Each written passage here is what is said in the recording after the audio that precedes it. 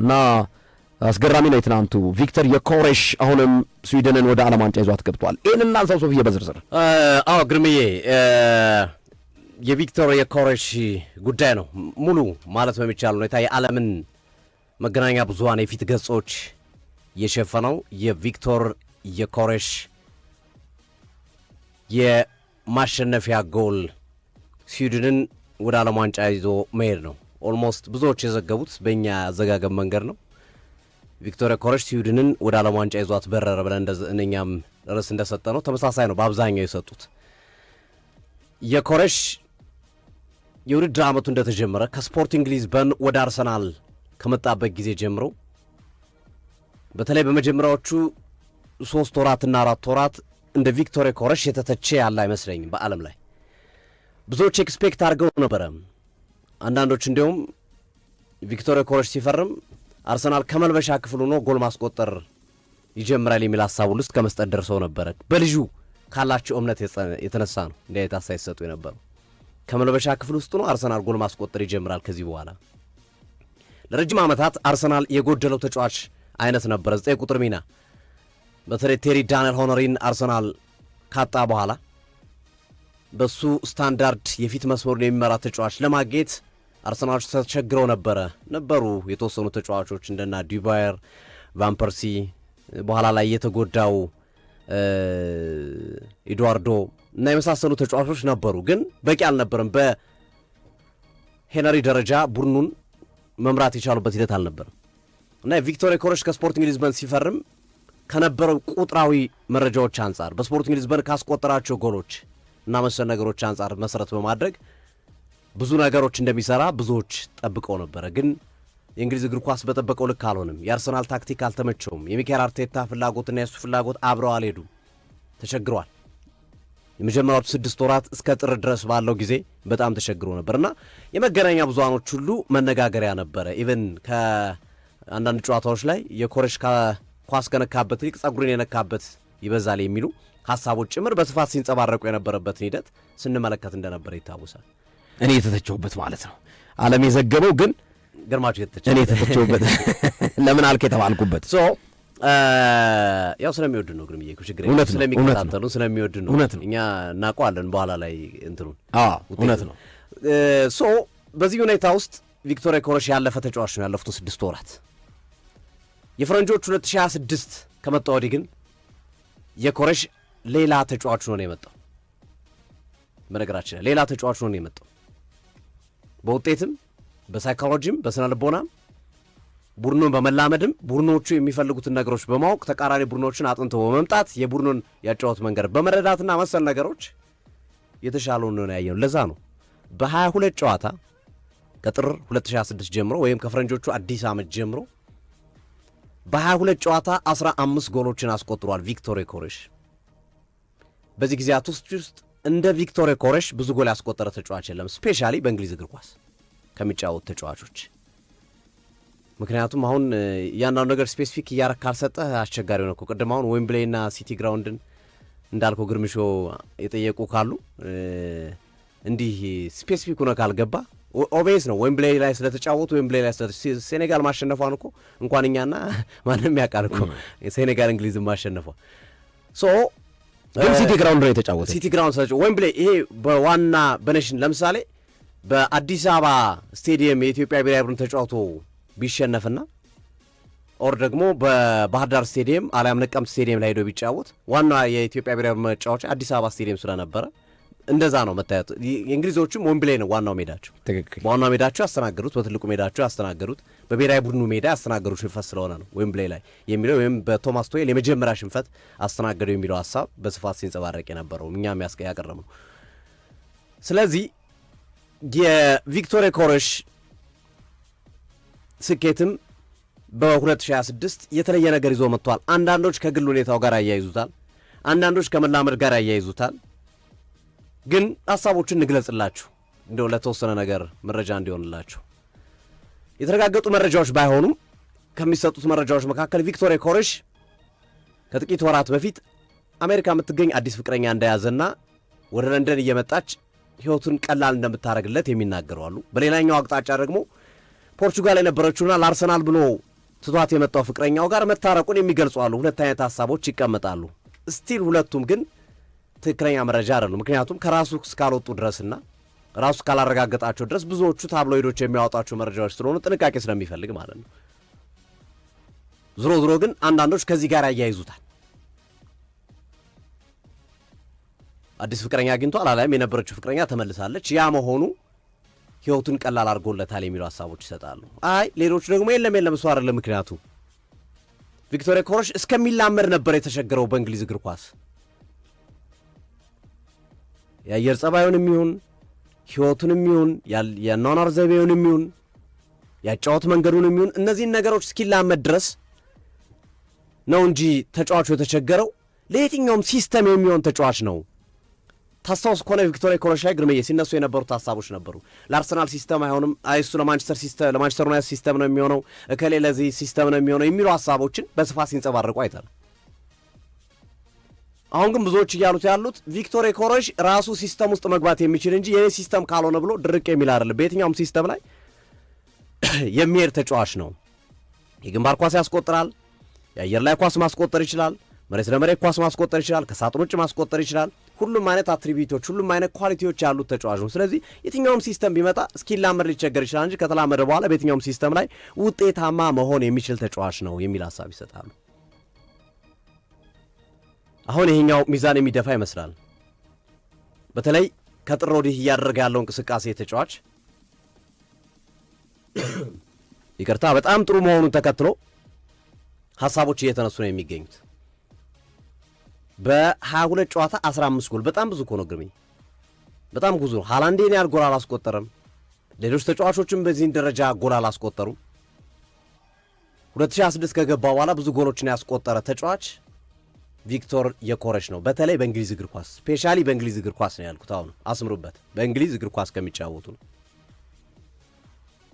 ስለዚህ በግራም በቀኝም የምናነሳቸው ምክንያቶች የራሳቸው አስተዋጽኦ ይኖር። እንደተባለው ከፍቅረኛው ጋር ታርቆ ከሆነ ወይም አዲስ ፍቅረኛ ይዞ ከሆነ እና መሰል ነገሮች፣ ሲስተሞች ራሱን ወደ ሲስተም የማስገባት የማላመድ ነገሮች እና መሰል ነገሮች በግራም በቀኝም መወሰድ ነው። እነዚህ ምክንያቶች ተደራርበው ይህን ተጫዋች ውጤታማ እያደረጉት ነው። ቪክቶር ዮኬሬሽ በሁለት የማጣሪያ ጨዋታ 4 ጎል ነው ለሀገሩ ያስቆጠረው። ሃትሪክ ሰርቷል የመጀመሪያው ጨዋታ ላይ። ትናንት በጣም ወሳኟን እጅግ አስፈላጊዋን ጎል ነው ማስቆጠር የቻለው። ግርምሽ ይህን ጨዋታ እያስተላለፍ ትናንት አንድ ሐሳብ ስንገልጽ ነበር። ፖላንድ ሁለቴ እየተመራች ወደ ጨዋታው ተመልሳለች። መምራት ከጀመረች ግን ስዊድኖች ጊቫፕ ያደርጋሉ እያል ነበር። መምራት ከጀመሩ ፖላንዶች እጅ ወደ ላይ ነው የሚሏቸው። ምክንያቱም በጨዋታው ላይ በነገራችን ላይ ፖላንድ ነበር ምርጥ ነበር። ከፈጠሯቸው የጎል አጋጣሚዎች አንጻር፣ ካደረጓቸው እንቅስቃሴዎች አንጻር ጥሩ የነበረው ፖላንድ ነው። ምናልባት የቶተናሙ አማካይ ቤርጋቬልን ግራም ፖተር ቀይረው ያስገቡበት መንገድ ስዊድንን አሻሽሎታል። ጥያቄ በሌለው መንገድ ያ ቅያሪ በጣም አስፈላጊ ቅያሪ ነበር። የቤርጋቬል መግባት ስዊድኖች ላይ የተለየ ነገር እንድንመለከት አድርገውናል። ይበልጥ ወደ ማጥቃቱ እንዲጠጉ አድርጎታል። መከላከሉንም ባላንስ ካርስትሮም በጣም ደክሞ ነበረ። ቢጫ ጋር መመልከቱም በእያንዳንዱ እንቅስቃሴ ላይ እንዲፈራ አድርጎን ነበር። ግራም ፖተር በተወሰነ መንገድ የዘገዩ ቢመስሉም ውሳናቸው አሪፍ ነው። ዘግይተዋል። በነገራችን ላይ ግራም ፖተር ሊቀጡ ይችሉ ነበር። ካርስትሮም በነበረባቸው ደቂቃዎች እኮ የመጨረሻዎቹ ወደ 70 ደቂቃ እየተጠጋም በነበረበት ሰዓት ላይ እኮ 2-2 ከሆኑ በኋላ ፖላንዶች ቶሎ እያጠቁ ነበር፣ ቶሎ እየመጡ ነበር። እኔ ያልገባኝ ነገር ኡርባን የፖላንዱ አሰልጣኝ ሲዶርስኪን ቀይሮ ለምን እንዳስወጡት በፍጹም አልገባኝ። ያስገቡት ተጫዋች ፓቾስኪ የሚባል ተጫዋች ነው። ለፖላንድ ከ21 ዓመት በታች የተጫወተና የመጀመሪያ ጨዋታውን ለማድረግ ነው ለፖላንድ ያስገቡት። ትናንት የመጨረሻዎቹ ደቂቃ ላይ ሲዶርስኪን አስቆጥሮ፣ ሲዶርስኪ ማለት ጎል ያስቆጠረው ነው ያቻነቱን ጎሉን። በጣም ጥሩ የነበረ ተጫዋች ነው። የፓቾስኪ መግባት ግን በትልቁ እረፍት ሰጥቷቸዋል ለስዊድን ተከላካዮች። እነዚህ ይመስሉኛል በጣም ሜን ፖይንቶቹ እዛ ጨዋታ ላይ የኡርባን ሲዶርስኪን ማስወጣት፣ የአሰልጣኝ ግራም ፖተር ደግሞ ዘግይተውም ቢሆን ቤርጋቬልን ወደ ሜዳ ማስገባታቸው ለጨዋታው ዋነኛ ምክንያት ነው ብዬ አስባለሁ። ለጨዋታው መቀየር ወይም የኃይል ሚዛኑን ያጫወት መንገዱን ወደ ስዊድን በማምጣት ረገድ ከፍተኛ ጠቃሜታ የሰጠው ነው ብለን እናስባለን ወይም ብዬ አስባለሁ።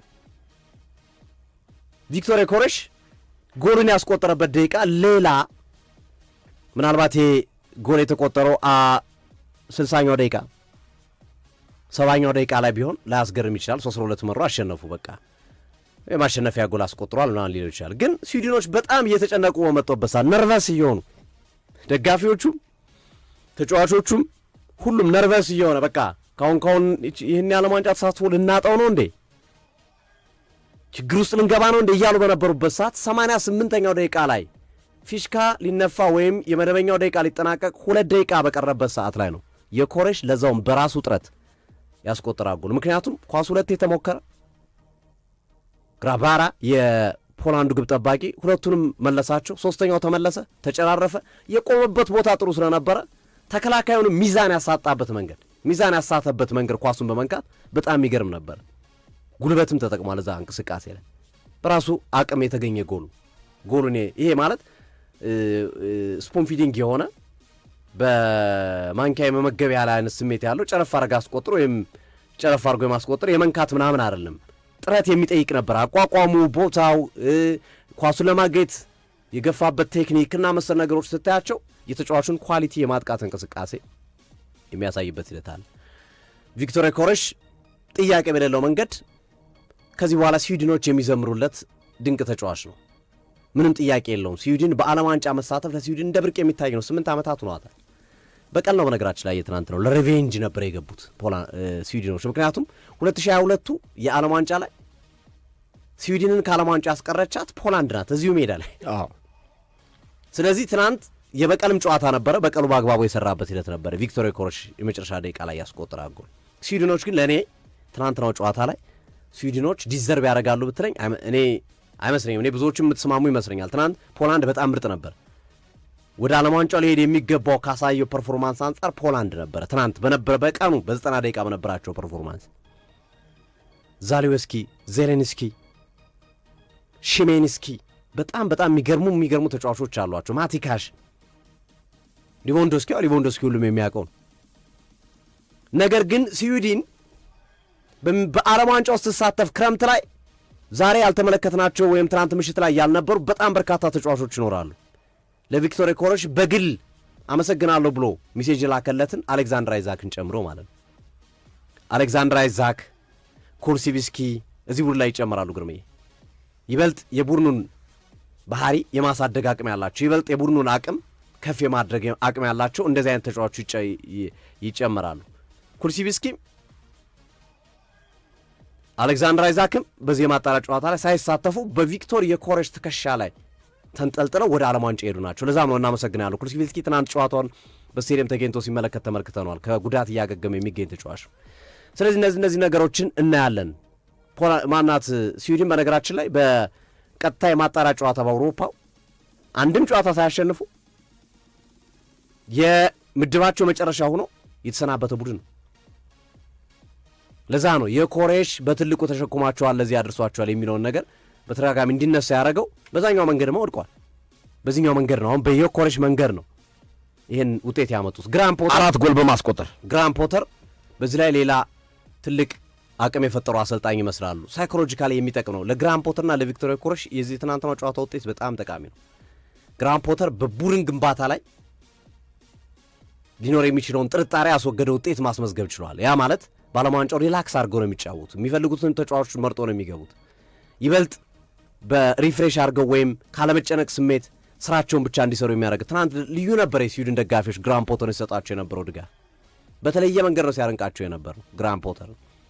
በእርግጥ በመጨረሻዎቹ የሁለቱ የምድብ ጨዋታ እኮ ተሸንፈዋል። ፕሌይኦፉና ያሸነፉት ግን ያሳዩት ተስፋ ያሳዩት ነገር ነው። ዓለም ዋንጫው መውቃታቸው ትልቅ ነገር ነው። ቪክቶር ዮኬሬሽ ደግሞ ቴሪ ዳንኤል ሆኖሪ ከጨዋታው በኋላ የሰጠውን አስተያየት ብዙዎች የሚጋሩት ይመስለኛል። የቪክቶር ዮኬሬሽ የትናንትናውን የዓለም ዋንጫ መግባት ጥቅሙ ለስዊድን ብቻ ሳይሆን ለአርሰናልም ነው ያለው። ምክንያቱም ልጁን በትልቁ በስነ ልቦና የሚያሳድግ ይችላለሁ የሚል ስሜት፣ ብቻዬን ማድረግ አቅም አለኝ፣ እኔ ልዩነት መፍጠር እችላለሁ የሚለውን ስሜት እንዲያዳብር የሚያደርግ ያስቆጠረውን ጎል የተቆጠረበትም ደቂቃ የመጨረሻው አስቆጣሪ እሱ መሆኑ ቫልዩ ከፍ ያለ ነው እና የስዊድንን የአሸናፊነት መንፈስ ወደ አርሰናል ይዞ ይመጣል። ይሄ ተጫዋች የአሸናፊነት መንፈስ ያለው ነው። በስፖርቲንግ ሊዝበን ዋንጫዎችን በትልቁ ሲያሳኩ ዋነኛው ቁልፍ ተጫዋቻቸው እሱ ነበረ። ስዊድንም ትናንት ተሸክሞ ወደ ዓለም ዋንጫ ወስዷቸዋል። አርሰናልም ወደ ዋንጫው እየተጠጋ ነው ያለው። ስለዚህ እነዚህን ነገር ስናገጣጥማቸው ለተጫዋቹ የሚሰጠው የስነ ልቦና ጠቀሜታ ቀላል አይደለም ይላል። ሄሮይክ ብሎ ነው እንደውም የአርሰናል ፔጅ ቪክተር ዮኬሬሽን ስዊድን ማለፏን ተከትሎ ሄሮይክ በሚል የቪክተር ዮኬሬሽን ምስል ይዞ ነው የወጣው የአርሰናል ማህበራዊ ድረገጾች በሙሉ ማለት ነው። ትናንት ስንመለከተው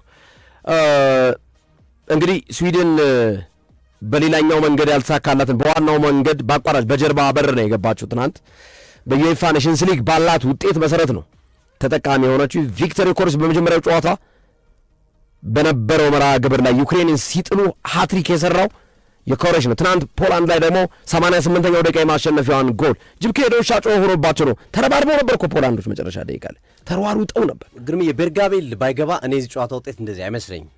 የቤርጋቤል የአሰልጣኝ ግራም ፖተር ቅያሪ በጣም ጠቃሚ ቅያሪ ነበር፣ በጣም ነሰሰሪ ነበር። ከዮኬሬሽ ጎል ባልተናነሰ መንገድ ብዙ ቅና ባይሰጠውም ቤርጋቤልም ግን የግራም ፖተር ቅያሪም ትልቅ አስተዋጽኦ ነው ያለው። ከቤርጋቤል ቅያሪ በኋላ ነው በተወሰነ መንገድ ፖላንዶች አማካኛቸው እየተሰበረ የመጣው ግርሜ